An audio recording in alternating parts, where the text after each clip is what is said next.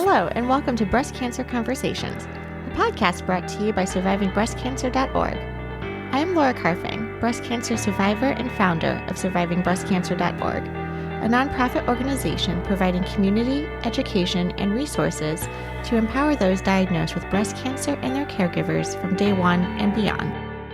Hello, my friends. I am so happy you are joining us for another episode of Breast Cancer Conversations. Today's episode is one that has been a long time in the making, actually. It's going to be one of a series that we're doing, which is focusing on how to talk to our kids and loved ones about grief, death, and end of life. This episode is part of our Every Other Sunday MBC webinar series, hosted by myself and Abigail Johnston, where we bring on guests to talk about pertinent topics specific to the MBC community. Today, I am pleased because we are joined with Margie Gribben. Margie specializes in grief, bereavement, and life transitions. She works with individuals, couples, and families, so she is the perfect person to help us understand the various developmental stages of children and how we can have these meaningful conversations with them about our cancer diagnosis, what it means to have a terminal disease, and live with metastatic breast cancer. Grief is all the feelings that come after someone we love dies. Welcome to the conversation. So how can we support children in their emotional needs? We need to assure the children that their physical, mental, emotional, and spiritual needs will be met. Someone to explain things and/or answer their questions honestly. In my journey with bereaved children at the center where I worked, there was a young boy whose father had died of a sudden heart attack. And the mom had decided they didn't think that he could handle understanding that the father had a heart attack. And so they said, well, he got really sick and his heart just stopped, but we don't know why. It may have been because he was really sick. So words have power with children. And this young boy actually came back to start working at the center. And he said that was the worst thing they could have done, because they lied to me and it broke my trust with them, in that I could have, if they had told me, it would have been okay. But they chose to try to be real soft instead of telling the truth. Well, he had a heart attack. It's where the heart stops. So he said he had to reprocess that loss. He came back to work at the center. He said, Margie, I didn't know why I returned, but I knew I really liked the energy here. And I also found for myself in being a facilitator here that I hadn't processed my distress, that I wasn't told properly. So yeah, speaking the truth, telling the truth. And if we don't know, if we don't have the answer, kids don't expect us to have all the answers. We can say, I don't really know. What do you think about that? Let them share their insights. So we want to communicate in age-appropriate ways from the beginning when discussions are initiated, and they should continue throughout about an incurable illness. For example, I have a disease called cancer. And I love Art Linkletter. He had a show with children, say the funniest things. They also are very knowledgeable in their way of explaining things. An 8-year-old described it this way as cancer. Cancer is when bad cells take over your body and it makes you tired, you get thin, and somebody has to take care of you. I mean, this is an 8-year-old's terminology, right? So I think it's really important that we be thoughtful in that way. There's a book that I think is a go-to. It's Alan Wofelt. He's had 30 years. He's an author, lecturer, therapist. And I'm going to share with you a couple of examples. This is for ages 6 to 11. When the child says, is he going to die? Don't say, no, he's going to get better. I just know it. We have faith.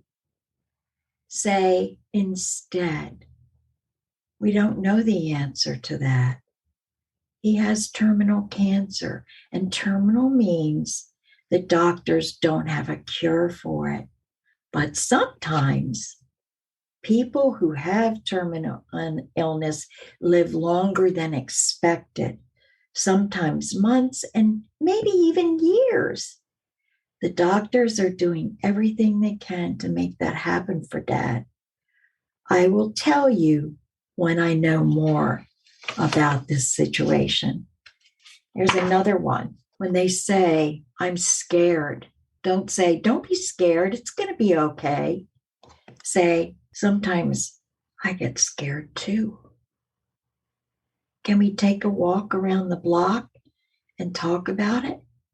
Or, it's really normal for kids to feel scared when someone they love is dying or ill. Sometimes it helps to talk with other kids in the same situation. Would you like to go to a group so that you can talk about it? And this is for a teenager. I just got to get out of here. Don't expect me home tonight. I'm going to Zach's house. Don't say, you need to stick around. We have to be here for each other. Instead, say, it sounds like you need a break. I can respect that. But please make good choices. You seem really upset right now, and I don't want you to react and do something unsafe. Check in with me later, okay? So you can hear the difference. I also want to recognize Abigail and her sharing with me this wonderful resource. It's called the Bright Spot Network. They have Bright Reads, which is little books to help kids with big emotions. And it provides free age-appropriate books about dealing with emotions, cancer, illness, grief, loss, to the children of parents going through cancer. They also have a lot more resources as well, financial support and the like. Again, so helpful and informative. And I'll be sure to post links to all of these amazing resources in the show notes below and with our community members. I know you continue to do amazing research and, look into the most nascent trends and information out there. Can you tell me what you found with regards to women, moms living with metastatic disease and some of the trends that you're finding and how they're delivering this information to their kids?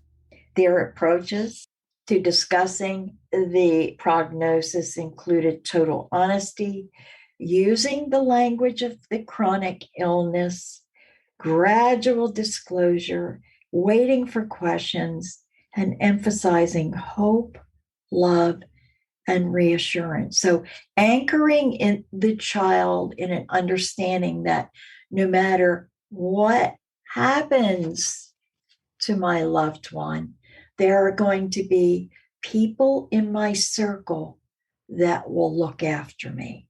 So the conclusion was further evidence of the complexity and challenges of parental communication with their children about metastatic cancer, and a need for both clinicians and researchers to identify, test, and implement evidence-based strategies, assisting ill parents with their communication concerns. So children need support in their daily routines. They need to feel safe. They need to know that life is orderly and predictable, and we need to surround them with nurturing friends and family. It's important and valuable to maintain normal schedules and routines, the things that they do on a daily basis. And the woman who wrote this book has been a volunteer. She's a clinician, and she's worked with grieving children a long time. And she said, truly, if we give children choices, for example, I remember I'm working with a young man who was exhausted. Grief takes a lot of emotional energy, and he was exhausted. He loves his baseball, but he said, I am just too tired.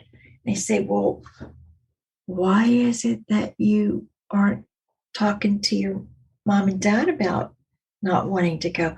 No, they'll get angry. They'll say, I have to go, that I signed up for it. And they said, but I'm wondering if you tell them that you're really tired because you had 2 tests at school today. I like to empower children to do their own bidding rather than me take the responsibility. If you tell them, do you think they'll change? Well, I don't know. I said, you want to give it a try? So sure enough, we come in at the end of the session. Actually, the father was very supportive and said, well, if I had known. So again, it's knowing what our children, many of us do know our children and do understand where they are. But it's important to keep tabs on a daily basis of where they might be physically and emotionally.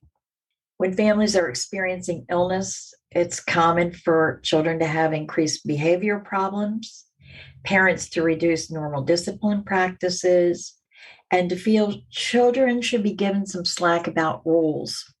I'm pointing this out in the years that I've worked with children, understanding that they want the security of a regular knowledge of this was not appropriate to do. They don't want to get away with things. And one of the things I also say, which I've seen a lot, is it seems some parents are discomforted that children will not be able to handle their grief. I disagree. I think children are capable and competent of doing that. I also know that parents and other members in a family can model behaviors of being uncomfortable. And I use the example of someone who's continually bringing really big gifts on a regular basis as a means of kind of moving away from this child is grieving. We can grieve, and we can grieve well as children. I really think that we're setting up good humans, good adults, nurturing support, supporting our children, find ways to give extra physical attention, brushing the hair, wrestling on the floor, sharing a foot massage. Make a date with each child to do something both of you enjoy. And it doesn't have to be going to a particular place. It can be taking a walk or a bike ride, going for a drive in the car. It's amazing how just having the grandchildren in the car, I'd be really quiet, and all of a sudden these wonderful conversations would come up.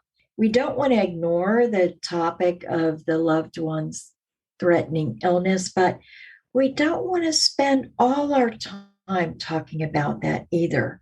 In other words, children need to have that space where they can talk about whatever it is they wish to talk about. I cared years ago a woman whose husband was killed in the Iraq War, and she had a little baby, and she would say, I'm grieving, and the thing that's really distressing me is he keeps looking at the door and putting his hand out to the door. And I said, well, what do you think that means? She said, I don't know. I said, how did your husband come home? Did he go through the back door? No, he came in the front door. Was it a regular thing that he did? Yeah. And he would come through the door, and I would be there with the baby, and he'd always come and pick up the baby and hold the baby. So this was the child letting mom know, right? Age 5 to 8, they're concrete thinkers, but they have a tendency for magical thinking. They see death as reversible. And this is the big thing for these 5 to 8-year-olds. They can feel responsible and worry that their wishes or thoughts may have caused the person to die. Say a child gets angry and yells, and then the person dies. They're going to carry that. They're very sensitive in this age range. So they continue asking the same questions, and they have concerns about, well, who's going to take care of me? They may be strong and acting as nothing has happened, and then they go to having nightmares and high-low energy, kicking and hitting. So give choices to this age range. 8 to 12 years, they're beginning to understand the abstract ideas of death and grief, and they know it's permanent. Start thinking about how the loss will affect them over the long term. And they may get caught up on what happened to the body of the person who died. Be a good listener, not giving advice unless they ask for it, and don't analyze their experience because it's their experience. They're trying for you to understand them. And if there's some concerns about self-harm or suicidal thoughts, of course, you want to get professional help. What about the teenage years? This age range is different. This is where children are beginning to separate from the identity as the nuclear family. They're getting their own personalities. They have changes in their personalities, and they start really relying on their peers and family for support. They understand the permanency of death, and they might delve into questions about the meaning of life, death, and other traumatic events. They may withdraw from the family or use other support networks, boys club, girls club, for parents to understand that, oh, they're pulling away from us. No, they're finding their journey. They're finding their way. So assist teens to connect with encourage the support systems, the family, friends, teachers, coaches. Have patience with them in their reactions and questions, and allow them to express their feelings without trying to fix them or take them away. I really appreciate you breaking down the developmental phases and tying that to the cognition, right? What can the child understand? And it's going to evolve and be different for everybody. So this has been wonderful to have some of these rubrics in place so we understand the behaviors of the ones we love when we're delivering challenging pieces of information, especially as it relates to a terminal diagnosis. It has been wonderful having you on the podcast. This is one of many series that we're doing with regards to how to support our children and adult children who have lost a mother to metastatic breast cancer. So thank you again for being on today's episode, and we look forward to a few more in the series coming out over the next couple of weeks. So thank you so much. Thank you for tuning in and listening to our podcast. If you would like to find out more about our organization and upcoming events and ways to connect, you can find out more by visiting our website at survivingbreastcancer.org. I would like to acknowledge that all of the information on our podcast is from personal experiences, and it is not a substitute for professional medical advice. You should always consult your medical care team. If you're looking for specific topics or would like to be a guest on our show, feel free to contact me directly at laura@survivingbreastcancer.org. And of course, we have a couple social media handles you can follow us at as well. For example, survivingbreastcancer.org, all one word, as well as our podcast specifically, Breast Cancer Conversations. Until next time, keep on thriving.